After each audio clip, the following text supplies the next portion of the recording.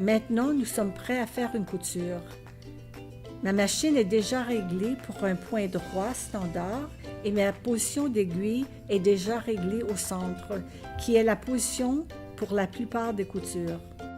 La plaque d'aiguille comporte des lignes et des dimensions comme 3/8 et 5/8 de pouce. La plupart des patrons commerciaux utilisent une allocation de couture de 5/8 de pouce. Donc, je vais aligner mon tissu avec la couture à 5/8 de pouce, abaisser le pied presseur et coudre quelques points vers l'avant. Appuyer et garder en place le levier de renverse et coudre quelques points en marche arrière. Relâcher le levier de marche arrière et coudre de nouveau vers l'avant. Remarquez, je ne pousse pas ou je ne tire pas le tissu. Je le guide simplement. Arrêtez de coudre lorsque vous atteindrez la fin du tissu. Appuyez et tenez le levier de renverse et cousez quelques points en marche arrière. Relâchez le levier de renverse et cousez jusqu'à la fin du tissu. Tournez le volant à la main vers vous pour que l'aiguille soit dans sa position la plus haute. Soulevez le pied presseur, retirez le tissu et coupez les fils.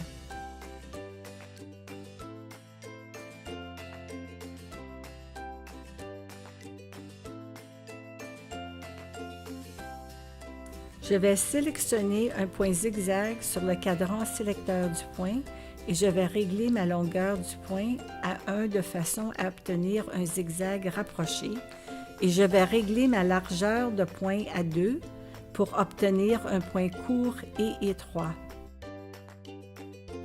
Placez le tissu en dessous du pied presseur, abaissez le pied presseur et débutez la couture.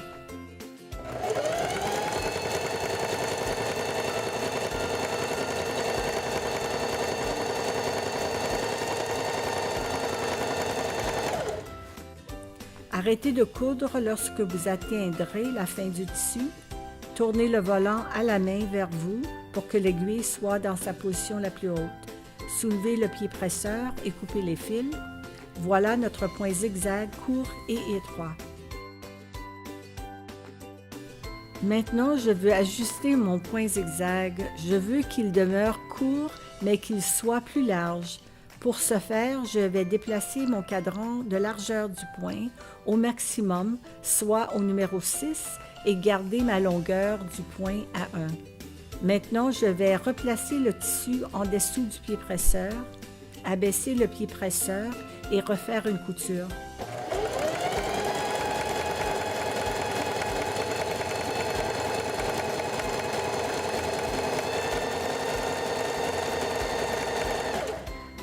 Arrêtez de coudre lorsque vous atteindrez la fin du tissu et tournez le volant à la main vers vous pour que l'aiguille soit dans sa position la plus haute.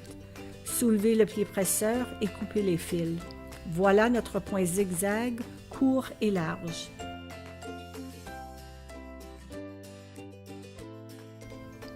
Maintenant, je veux changer encore le point zigzag. Cette fois-ci, je veux un long zigzag. Pour ce faire, je vais déplacer mon cadran de longueur du point au numéro 4. Je l'avais déjà réglé pour la largeur au numéro 6, donc essayons un zigzag long et large. Placez le tissu en dessous du pied presseur, abaissez le pied presseur et débutez une couture. Tournez le volant à la main vers vous pour que l'aiguille soit dans sa position la plus haute. Soulevez le pied presseur et coupez les fils.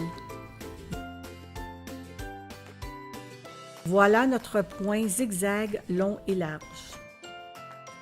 Finalement, je veux changer mon point zigzag pour qu'il soit très long, mais je veux qu'il soit plus étroit. Pour ce faire, je vais déplacer mon cadran de largeur de point vers le minimum, soit à la largeur numéro 2. Voyons le résultat. Placez le tissu en dessous du pied presseur Abaissez le pied presseur.